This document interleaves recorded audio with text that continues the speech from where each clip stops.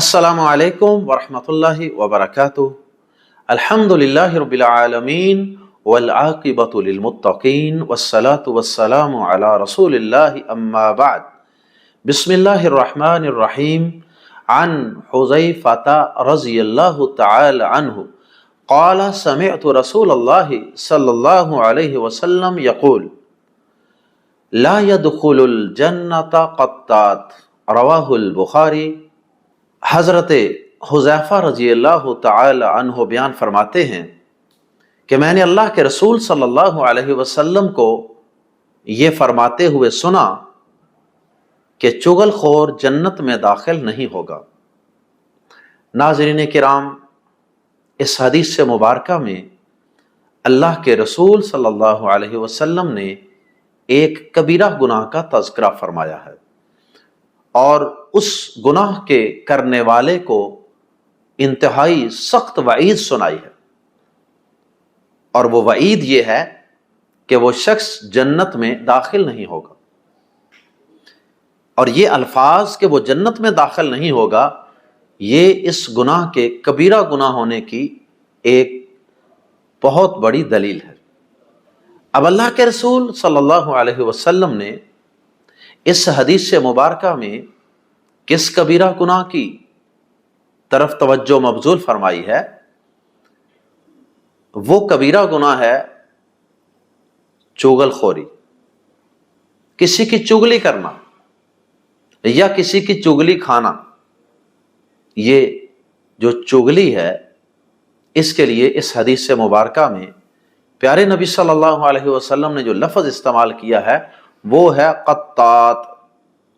قطات کا ترجمہ چغل خور کیا گیا ہے، اور صحیح مسلم کی حدیث میں یہ الفاظ بھی ہیں جو صحیح بخاری والے ہیں، لا يدخل الجنت قطات، اور اسی حدیث کے اندر قطات کی جگہ ایک اور لفظ بھی صحیح مسلم کی ایک دوسری روایت میں موجود ہے، اور وہ الفاظ ہیں نمام۔ یعنی پوری حدیث یوں بنے گی، لا يدخل الجنت نمام۔ اکثر اہل علم نے ان دونوں الفاظ کو ہم معنی قرار دیا ہے، قطات اور نمام، اور دونوں طرح سے ہی حدیث موجود ہے۔ ان دونوں الفاظ میں بعض اہل علم نے کچھ فرق بھی بیان فرمائے۔ مثال کے طور پہ، اگر کوئی شخص چوری چھپے چھپ چھپا کر کسی کی کمزوریاں، کسی کے عیب، کسی کی خامیاں تلاش کرتا ہے، اور وہ حکمرانوں تک یا حکومتی عہدیداروں تک یا کسی بھی باس تک، کسی بڑے تک اس کی وہ کمزوریاں اور اس کے وہ ویک پوائنٹ پہنچاتا ہے، اور نیت اس کی اصلاح کی نہیں ہوتی، نیت اس کی ہوتی ہے نمبر بنانے کی، فتنہ و فساد ڈالنے کی، اور اس شخص کے حکمرانوں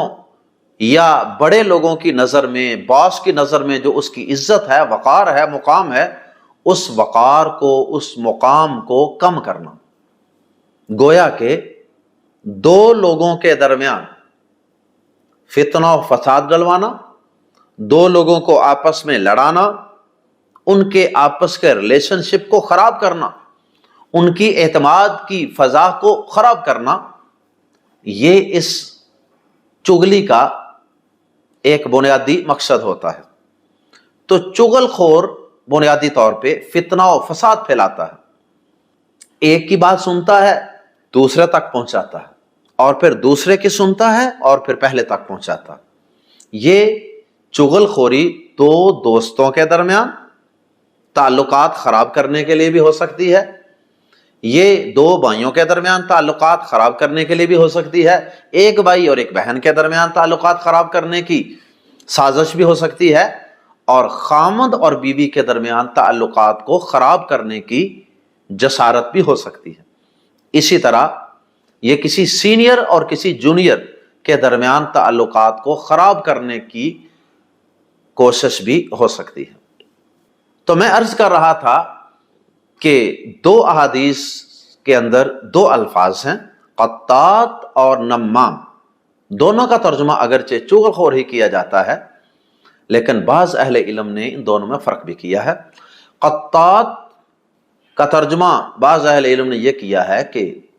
وہ چغل خور جو کسی مجلس میں یا کسی شخص کے انفرادی طور پہ عیبوں کو تلاش کرتا ہے، چھپ چھپا کر، اس کو بتاتا نہیں ہے، چوری چھپے اس کے ویک پوائنٹس جمع کرتا رہتا ہے اور پھر اس کی ریپو کو دوسروں کی نظر میں خراب کرتا ہے،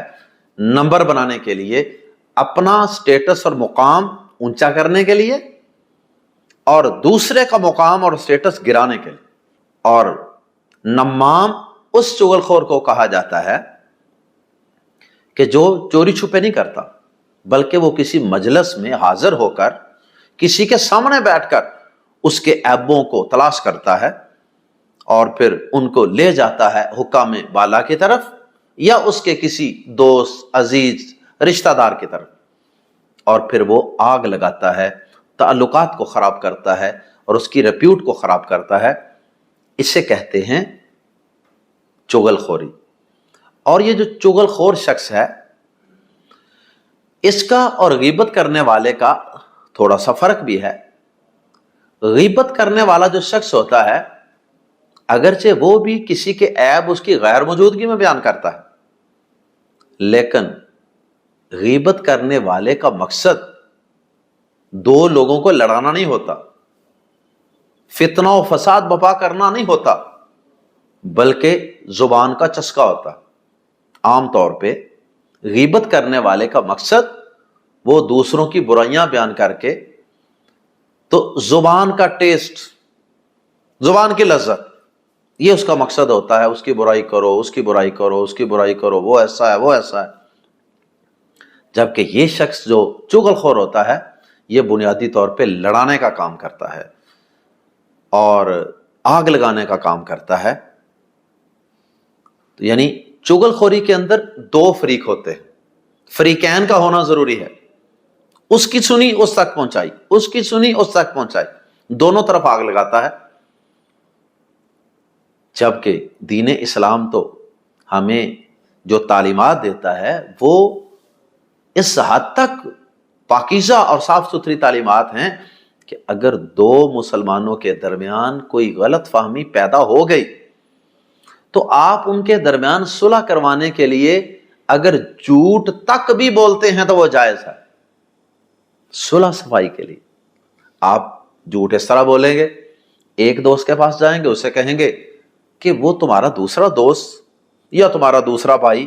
یا تمہارا خامند یا تمہاری بیوی، جو بھی دوسرا فریق ہے، وہ تو تمہیں بڑا یاد کرتا ہے،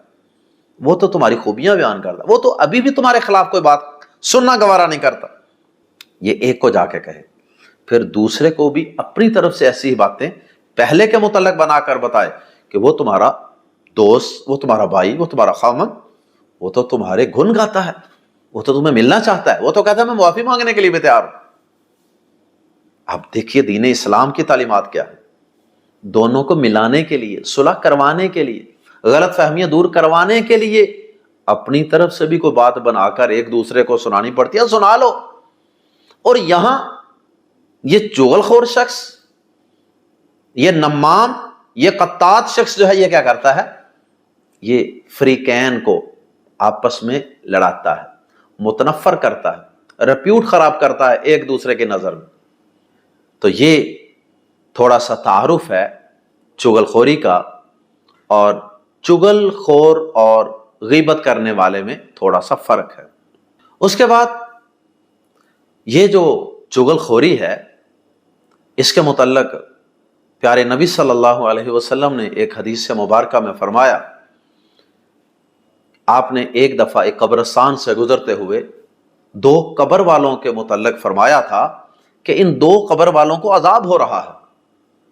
اور آپ نے فرمایا کہ ان میں سے ایک شخص وہ پیشاب کے چھینٹوں سے نہیں بچتا تھا، اور دوسرا شخص فرمایا کہ یہ کیا کرتا تھا؟ فکانا یمشی بن نمیمہ، صحیح بخاری کے الفاظ کہ یہ دوسرا شخص جسے قبر کا عذاب ہو رہا ہے، یہ چغل خوری بڑی کرتا تھا، چغلیاں بڑی کرتا تھا، آگ لگاتا تھا دو لوگوں کے درمیان۔ یہ اس کا جرم تھا۔ اور پھر قرآن مجید نے بھی سورۃ القلم کے اندر یہ بات بیان فرمائی ہے، کفار کے برے اوصاف بیان کرتے ہوئے کہ اللہ پاک نے فرمایا کہ کفار کے اندر یہ خامیاں اور خرابیاں ہیں، اور پھر اللہ پاک نے ان خرابیوں کے اندر ذکر کیا اس چغل خوری کا بھی۔ قرآن مجید کے الفاظ ہیں سورۃ القلم کے، فرمایا حماز مشاء بنمیم، بہت عیب جوئی کرنے والا، عیب تلاش کرنے والا، لوگوں کے عیب بیان کرنے والا، اور اس میں بہت مبالغہ کرنے والا۔ اور اس کے بعد دوسرا وصف کیا بیان کیا؟ وصف یاد رہے کہ اچھا بھی ہو سکتا ہے، برا بھی ہو سکتا ہے۔ تو دوسرا اس کا برا وصف یہ ہے کہ بنمیم، وہ نمیم کا لفظ یہاں پہ اصل میں چغل خور کے لیے ہے، بنمیم وہ بہت زیادہ چغل خور ہے۔ تو یہ گویا کہ ایک کافر کا وصف ہے۔ اگر کوئی مسلمان اختیار کرے گا تو سمجھیے کہ کافر کا ایک وصف اس مسلمان میں آ گیا۔ آخر میں یہ بات بھی سمجھ لیجئے کہ اس حدیث مبارکہ میں جو نبی صلی اللہ علیہ وسلم نے فرمایا کہ لا يدخل الجنہ، وہ جنت میں داخل نہیں ہوگا، اس کے متعلق اہل علم نے دیگر آیات و احادیث کو مد نظر رکھتے ہوئے یہ فرمایا ہے کہ اس کا یہ مطلب ہرگز نہیں ہے کہ وہ ہمیشہ کے لیے جہنمی رہے گا، ایسا نہیں ہے۔ ہمیشہ جہنم میں وہ شخص رہے گا جو کافر ہے یا مشرک ہے۔ باقی جو مسلمان ہے، اللہ کو ماننے والا ہے، توحید پرست ہے، وہ اگر کوئی کبیرہ گناہ بھی کر لیتا ہے تو اس کی دو صورتیں ہیں۔ ایک تو یہ ہے کہ وہ مرنے سے پہلے اللہ پاک سے سچی توبہ کر لے، جیسے اگر کوئی شخص چغل خوری کرتا ہے، چغلیاں کرنے کی، فتنے فساد کروانے کی، لوگوں کو لڑانے کی، لوگوں کے درمیان آگ لگانے کی بیماری ہے کسی شخص کو، تو وہ اس حدیث کو سننے کے بعد ہمیشہ کے لیے پکی توبہ کر لے، یا اللہ مجھے معاف فرما دے، میں آئندہ کے لیے کبھی بھی دو لوگوں کے درمیان کبھی بھی نفرتوں کی خلیج حائل نہیں کروں گا، کبھی بھی دو لوگوں کے درمیان نفرت پیدا نہیں کروں گا، تو انشاءاللہ اللہ پاک اس کو مرنے سے پہلے ہی معاف فرما دیں گے۔ اور دوسری صورت یہ ہے کہ اگر وہ شخص اس جرم اور گناہ کی حالت میں ہی دنیا سے چلا گیا، توبہ کی توفیق بھی نہیں مل سکی، اب اللہ پاک اس کا سارا حساب لیں گے، اور اس کے بعد اس شخص کو اس چغل خوری کی سزا پانے کے لیے جہنم میں جانا پڑے گا۔ جتنی دیر تک اس کو اس چغل خوری کی جہنم میں جلا کر غوطے لگوا کر اللہ پاک سزا نہیں نہ دے لیں گے، اتنی دیر تک اللہ پاک اس کو جنت میں داخل نہیں فرمائیں۔ یعنی یہ ایک ایسا جرم ہے کہ جو انسان کے جنت میں جانے سے اس کو روکے رکھے گا، ایک رکاوٹ بنا رہے گا، حتیٰ کہ اس شخص کو جہنم میں لے جا کر سزا دی جائے اور پھر اس کے بعد اللہ پاک اس کو جنت میں داخل فرمائے۔ اور جہنم کا تو ایک غوطہ بھی اللہ محفوظ فرمائے، اللہ ہم سب کو اس جہنم کی گرم لو سے بھی محفوظ فرمائے۔ ہم تو اس کا ایک غوطہ بھی نہیں سہ سکتے، وہ اتنی شدید آگ ہے، اس کے عذاب اتنے سخت ہیں۔ اس لیے میرے قابل احترام بھائیوں اور بہنوں، ناظرین کرام، میں اپنے آپ کو بھی نصیحت کروں گا اور آپ سب کو بھی نصیحت کروں گا، معاشرے کے اندر یہ گناہ بھی بہت ہی زیادہ عام ہے، گھر گھر میں، ہر برادری میں، ہر پارٹی میں، ہر ادارے میں، ہر خاندان میں تقریباً یہ بیماری عام ہے، ایک دوسرے کے خلاف چغلیاں کرنا اور ان کو آپس میں لڑانا، یہ ہمارا معمول بن چکا ہے۔ اللہ پاک ہم سب کو اس کبیرہ گناہ سے بچنے کی توفیق عطا فرمائے۔ سبحانک اللہم و بحمدک اشہد ان لا الہ الا انت استغفرک و اتوب الیک۔